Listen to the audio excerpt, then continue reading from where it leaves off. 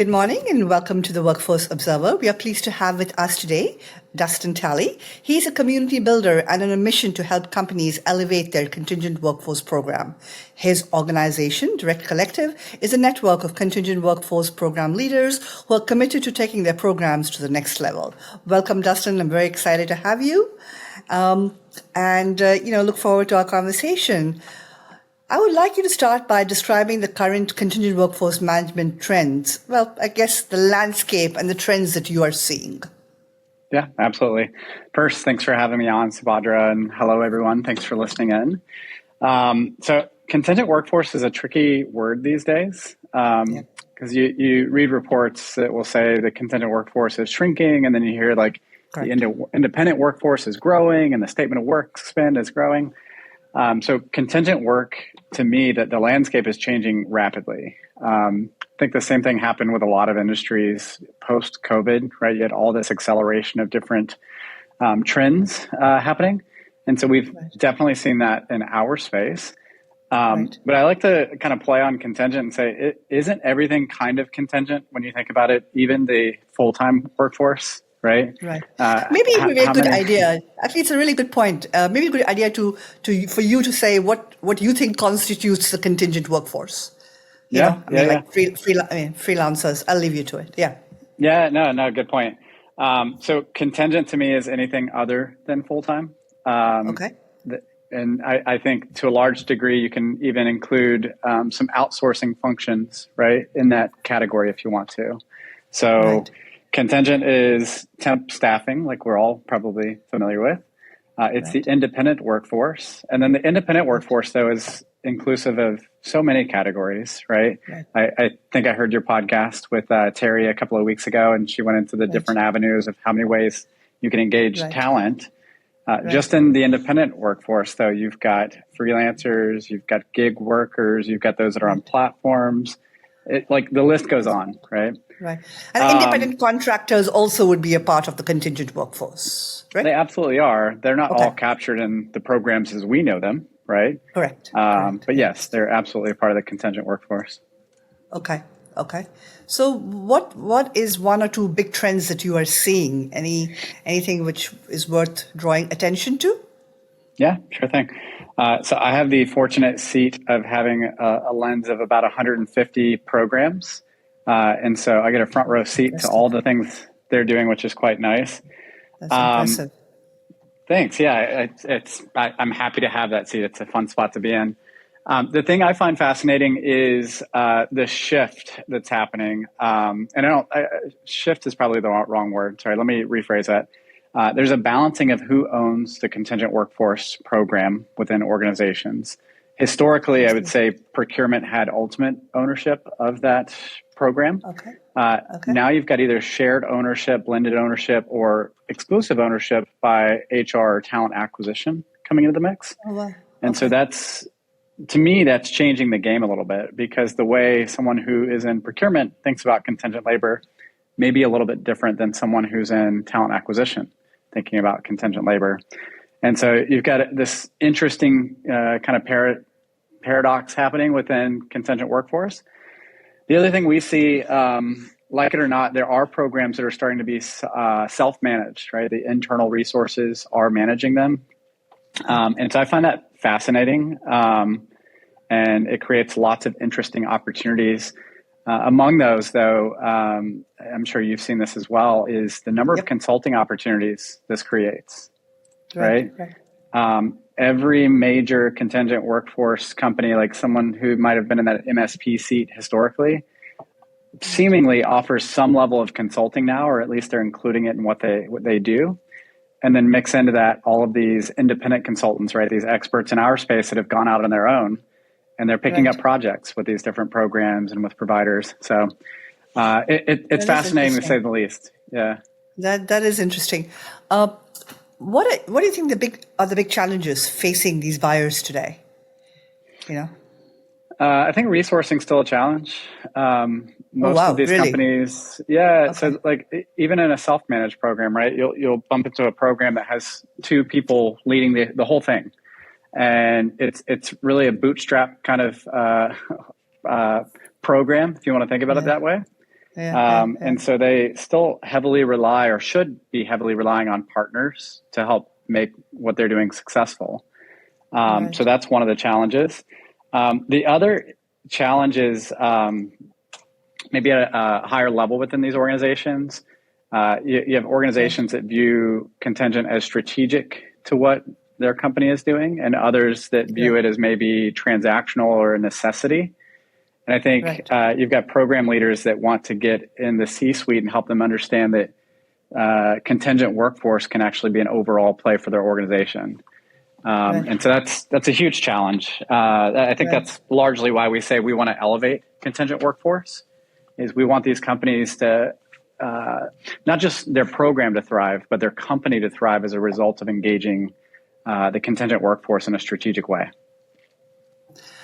Let me ask you something. I mean, it is an employer's market right now, right? Agreed. And from everything that I'm hearing and talking to people. So, and you're saying there's a resource issue. The big thing about temp staffing has always been, if you talk to the temporary workers, and they will say that, you say, so what do you hope? Oh, I want to be an employee. Right? So you have that desire. You have an employer's market, but yet the resource is an issue. What exactly is the issue? Is that they're not the right people to fill the jobs, or what are the challenges the buyer's actually having with the resource? I don't know if everybody will love my answer to this. That's all right. So you'll be honest. Yeah. Like, I have this viewpoint that resources in general, we, the human workforce, are essentially the fuel to these organizations. And if you think about fuel, it goes into a tank, right, in a vehicle. It powers the vehicle, and then it comes out as exhaust. And so there is a lot of churn, both with full-time workers, with contingent workforce, whatever it may be. There's churn because these people come to these organizations, they make their mark, and then oftentimes they move on to whatever's next, right? They bring their fuel elsewhere. And so, to your point, though, there are definitely those that come in through a temp arrangement or something that's more on a contract basis with the intent that, like, man, this is an organization that I'd really like to be with full time, right? For the benefits, for all the reasons. And so I think temp staffing has always been viewed as a side door, a back door, however you want to think about it, into organizations, a way to maybe try before you buy through the employer. And I don't think that's going to go away. I think it's a very natural way to, like, test each other out and see if it's a good starting point. Right. Okay, so how are buyers today responding to today's changing economic climate? Wow, I can go anywhere with that one. How are they responding? Some are responding very well and getting prepared. So if you think about it right now, a lot of contingent workforce programs are not overly busy operationally. Some are. There are the exceptions that are really busy right now. They might be in an industry that's growing, like NVIDIA. Let's throw that out, right? NVIDIA is a company that's blowing up. Their contingent workforce leaders are likely busy operationally. You've got other companies that are on the slower side of things, and I won't bring any companies into that example, but when you are slow, the thing these leaders need to be doing is planning for when it is going to be busy, right? And so I always think about scale. It's really hard to scale if you have not got your operational process ironed out perfectly. If you've not got automation in place, if you've not got resources in and trained and operationalized. And so the ones that I think are going to be really successful in this next wave of contingent workforce boom are those that have been prepping during this time, not just enjoying it. And so I'm excited for that, those leaders that I've seen that have been ultra strategic during this slower time in the industry. Contingent workforce managers. When I first started, my whole thing was like, what is the manager do? Because the role 20 years ago was very new. Very few companies actually had a role like contingent workforce manager. Today, that is not the case. So let's talk about how you see this role through your organization, and how has it evolved, and what would a profile be of a contingent workforce manager today? Is it different from firm to firm, or no, there is a profile? It'd be good to talk about that a little bit. Yeah, no, I love this. So first and foremost, I think the person is going to be an advocate for this portion of the workforce, right? So Okay. Forget what I said earlier about who owns it, whether it's TA or procurement. If you own the contingent workforce, your voice should be in the rooms where decisions are being made around talent, period. I think that's a strong argument for why TA wants ownership, or should maybe want some level of ownership or visibility into these programs so that they can be advocates for the program. But I think it also moves well past like a transactional leader and one who just handles the operation to the actual strategy that we were talking about just a moment ago. So these are people that can actually plan out and execute on strategy, not just run a great operation. And then you've got the size of the program certainly going to weigh into this, right? So if you have a very large program, you can have resources that are wearing these different hats. If you have a program, maybe 100 million in spend or south of that, you might be the person wearing all of these hats. And so not only do you need to be an advocate in those rooms, you need to be the operational leader. You might be the person onboarding and dealing with suppliers on a database. You're doing everything, right? And so I think in general, it requires versatility. But in these very large programs, you need someone that has a voice at the table.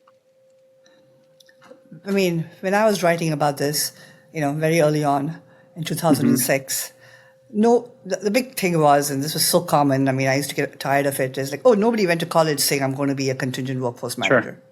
Right? Yeah. I think today it's a little different. I'm not saying people are going to college saying that, but where do these people, where are they coming out from in terms of, experience and qualifications? I'm just curious. Yeah. I mean, the ones who run programs largely are those that were on the provider side in our space at some point in time, right? They ran a large MSP. They were in staffing. I see. I find it fascinating, actually, when you have someone who was a sales leader at one point, right? They might have sold staffing solutions, and now they're running a program, a contingent workforce program for a large company. What's powerful about that, though, is they actually understand all sides of the equation, right? They've sat in the various seats that make contingent workforce a success. And so I think that's really valuable. But I'm also excited about that next generation that's coming in, right? A lot of us have been around watching this space evolve over the last 20 years. And I'll meet people that are, 2 years into it, didn't know that contingent workforce was even a thing, yet they're leading a contingent labor program somewhere. And it's just fascinating to get those fresh perspectives. So I think it's a mix of people that are ending up here, much like we all did, but then those that are finding their way into owning programs who might have been in different positions within the space. Interesting. So it's still somewhat random from what I'm hearing. Sure. Because I know there is this backdoor between staffing and contingent workforce management. Not just... Absolutely. There are people who are buyers and then decided they really want to be in research and, want to move over to the other side, want to write, want to analyze. And then there are people who have been suppliers and go over. And this backdoor, I mean, I'm not saying backdoor. It's kind of fascinating to me that 1 minute you're selling solutions to the buyer and then you're running a buyer contingent workforce program. I mean, obviously there's no conflict because you've given up this job and you're doing that and you have the knowledge, I'm assuming, to do both. I mean, you've done this and now you're doing that. Does it work out? Well, it seems to be working out. I think, what we can take away from that is that paths are not linear, right? People discover things about themselves well into their careers and what they want, what their aspirations are.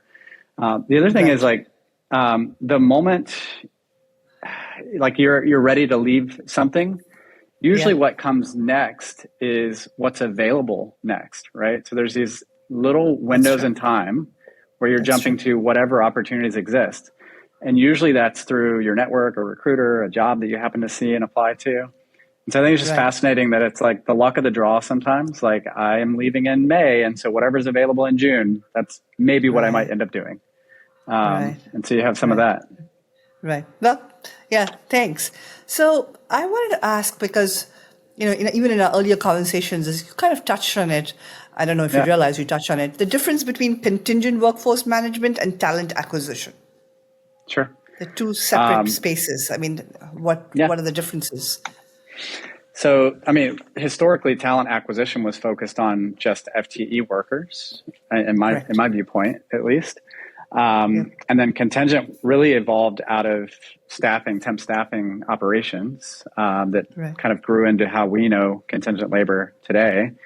But what I mentioned earlier, maybe what I've mentioned in our past conversations, is about the blending of those. And you've got blending happening on both sides. So you've got organizations that are saying, this is talent. It's not a pencil, right? We've all heard that scenario. We're not buying pencils, so this isn't the same kind of procurement process. Right. I'll not dig into that one too much more, but then you've also got let's throw the RPO companies that also do contingent workforce, right? So the core function that's often happening is the finding of the talent. Forget how they're going to work after they're found. So you've got companies, like Allegis as an example. Allegis has a strong RPO division. They have a strong MSP division. Arguably, they're very similar. One's managing suppliers who are managing staffing, though, and one is managing the staffing of, or the recruitment of, the full-time workforce that is going to go work for that organization. And so I've heard lots of companies talk about direct sourcing even as being like a CRPO, contingent recruitment process outsourcing, which if you think about it, that's what contingent outsourcing has always been, right? Just through various vendors that support you as CRPO like operations. And so there's this kind of blending moment happening in my mind where RPO and just, if an organization is going to outsource this thing, whether it's talent in general, RPO or contingent, they're going to likely outsource on both sides, or at some point they may. And then those that maybe want to bring it in-house, you'll see some of these self-managed MSP programs. You'll see large TA teams built out to support the recruitment function. And so, there's a blending happening at this point in my mind. And typically the TA team sits in HR, or is it a separate? I've seen is in a lot of them sit in HR, but some don't. Yeah. Sometimes talent acquisition is its own thing, right? It's a vertical within an organization. So HR really, in those organizations, HR seemingly handles the true human resource type issues, challenges, benefits, 401k, that kind of thing. And then they might bifurcate that organization and say TA is focused on all things talent attraction, bringing talent into our organization. But then you have others that kind of put everything under the umbrella of HR. I blend them right now. So even when we survey our population, we just kind of bifurcate and say HR and TA and then procurement.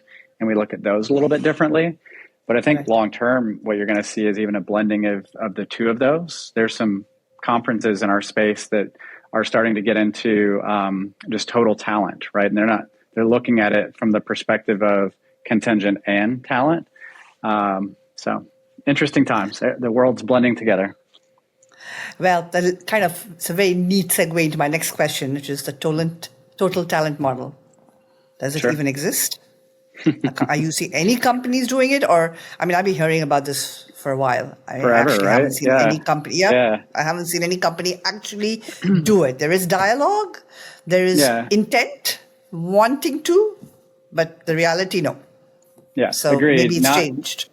I don't think anybody's doing it.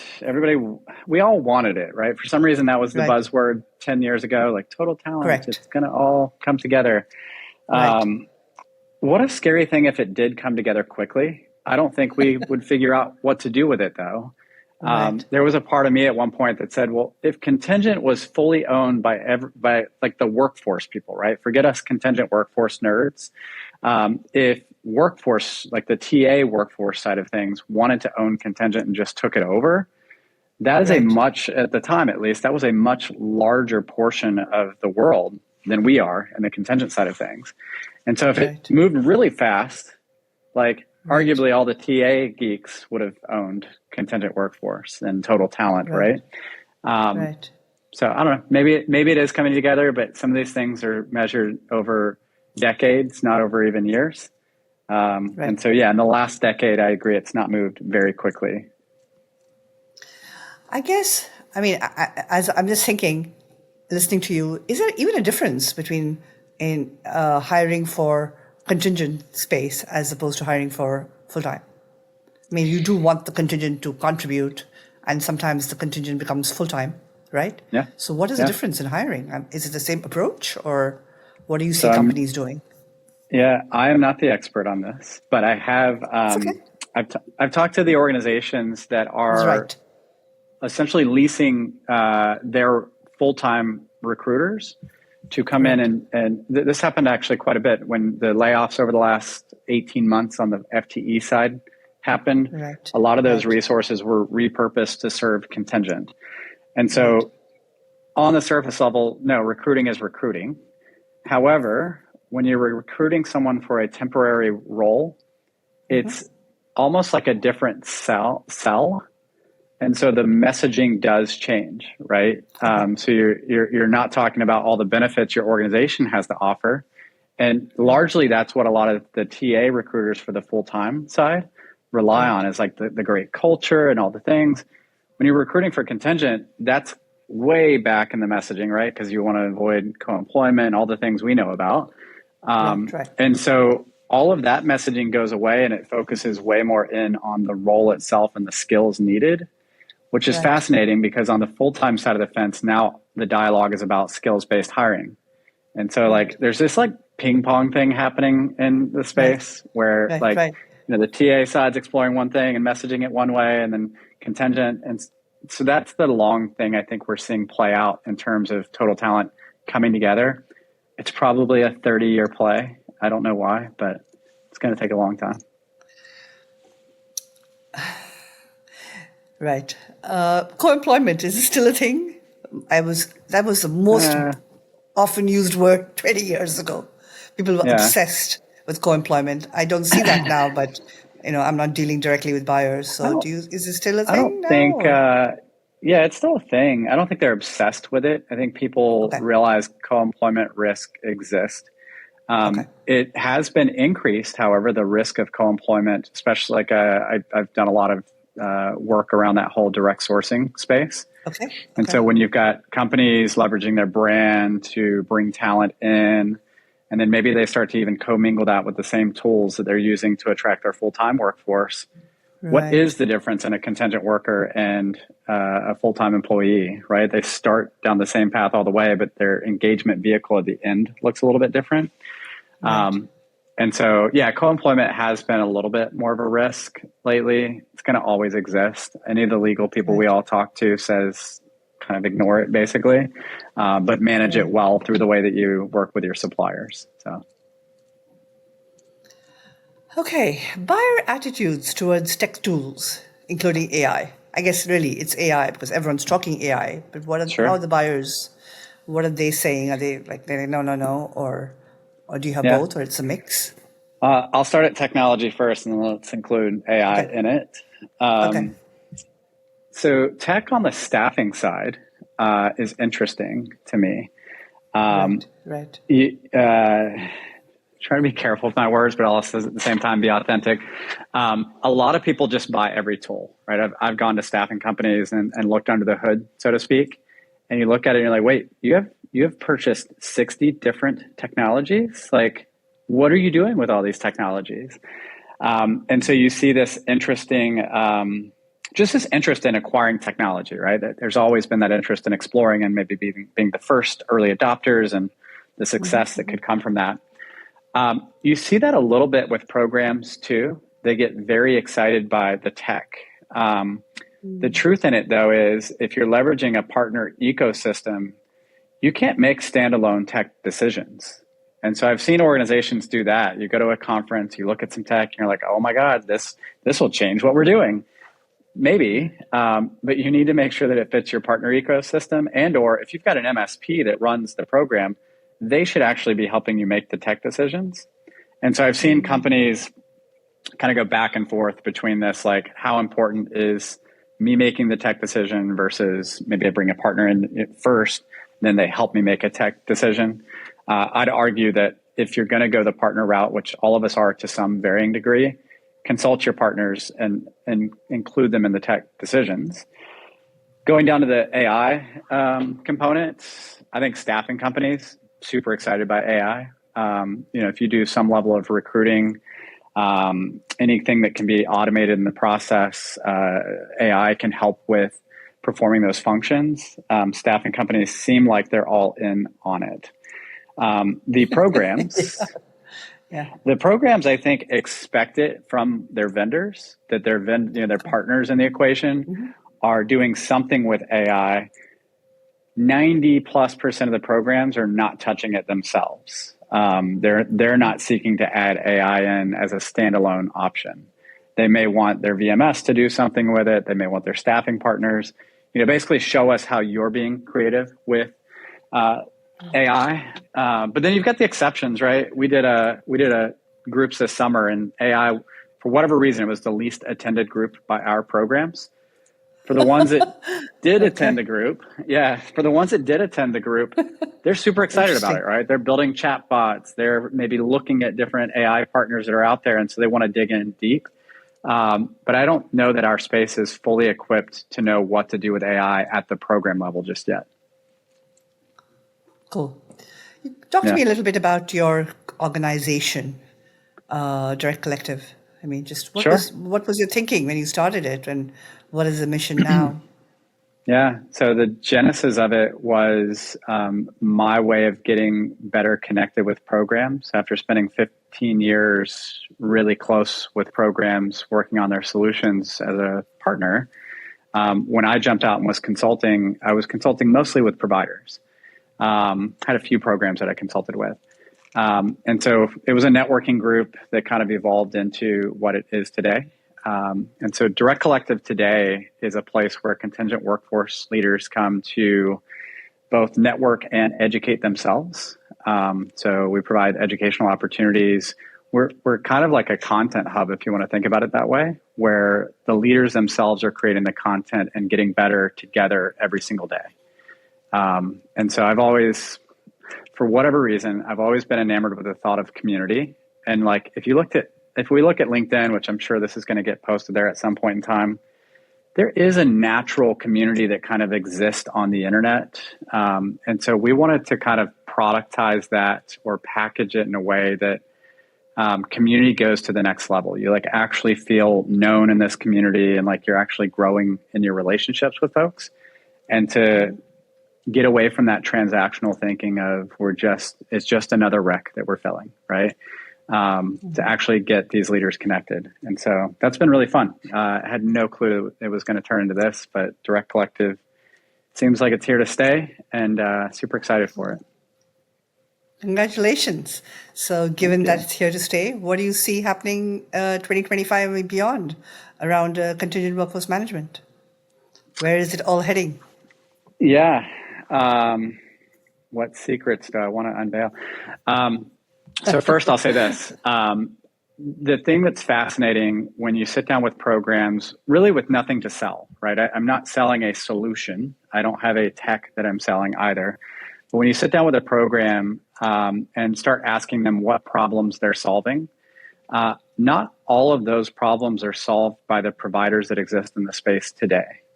And so I think that's the fascinating thing, is what this evolves into looks way different than it does today. I think we think of it in just a few categories, right? You've got staffing and MSP and VMS, and then all these other little things on the side.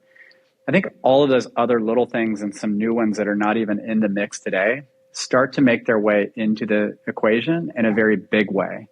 And those are the things that we'd all say are maybe disruptors to the space, or, the new and upcoming things. A lot of the organizations in the space have been watching these things, right? We could pick any of them, right? Digital staffing being one of them, talent marketplaces. Does that take off? Does that take over traditional staffing? I'd venture to say no. But what does that look like as it morphs into traditional staffing? And what does that look like when the enterprise actually starts adopting these things at scale? And they're trying to, right? They're trying to figure out what to do with that, what to do with freelancers. So yeah, I think that's the next wave, is all these different buckets of talent that aren't captured so nicely, is that these leaders are trying to figure out elegant ways to include that in the program. Thank you. When I started, again, going back to the beginning, there used to be this great secrecy about the contingent workforce program.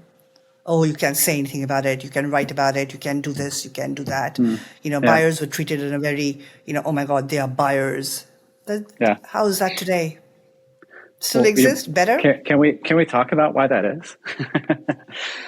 Yeah, absolutely can.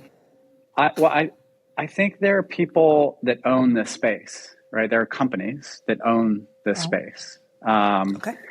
And I think for that reason, it made it challenging, like who can talk about what. But if you think about what's happened, like forget our industry for a little bit. If you think about what's happened with the number of people choosing how, when, where, what they want to work, it is an employer's market right now. I agreed with your earlier statement. But I do think there are a lot of people, you and I fit into this bucket, that have said, we're going to go do our own thing, whatever that looks like. Right. You've got enough of that have happened in different industries, and ours included, that is causing people to scratch their heads and say, like, what is the reality? Where is this thing going? And it's not controlled by the handful of people that used to control it in the same way. We're kind of dispersing the ownership, if you will, to the next generation of who's coming in. So that's fascinating to me. I don't know if I even went off topic of the original question. No. I'm hearing you and I'm like, oh yeah, that's true. It is, because, it's like, oh, these are my customers. These are, you can't talk to them, and I'm like, but, it's an independent media property, we can talk to anybody we want to, Sure. Yeah. So, no, it's a good way of looking at it. Actually, it is. It is. I think it's a fascinating way that innovation is actually going to make its way in. As much as you want to think innovation is just going to come in through all these existing organizations, adding something innovative, innovation usually starts really small, right? The startup space exists for a reason. What ultimately happens, the people that own the space, still own the space, they start scooping up the actual innovation that's happening in the space, right? Something that starts to catch wind and takes off and it's like actually making a change, it'll get scooped up like anything does. And that's an exciting time still for everybody, right? Because these things will it is, because it leads, it paves the way. Yeah, it expands. Yeah. It shows others the way, and then more innovation. So you're right. You're right. That's a really good answer, actually. Yeah, it wasn't off topic at all. Thank you. Advice? Any takeaways for the people out there listening, both buyers as well as providers? I know you have both in your network. Yeah. Gosh, don't let me think how to say this. Don't stop being you. I think the most incredible thing that's happening right now, to the point we were just talking about, is people figuring out who they are and then bringing that to work every day. And I think that's where some of the really cool solutions and things that I'm starting to see are just like these people being themselves. And then like you are yourself long enough, and then this idea pops up and you're like, what if I did it this way? And so you start to see creativity come out from people just being authentic to who they are. And so, that'd be my advice to everybody. Be you, find a way to show up to work every day and be yourself. But let that create a path for you that does something really amazing in the space, whether that's as an entrepreneur like you and I, or whether that's as an entrepreneur where you're inside of some organization and you can bring some massive change or create some awesome product or innovate some product that already exists in a way that no one else can other than you. So, that's my advice. This was awesome. Thank you. Really enjoyed the conversation. I mean, given me, I'm sure the audience a lot to think about. So thanks so much.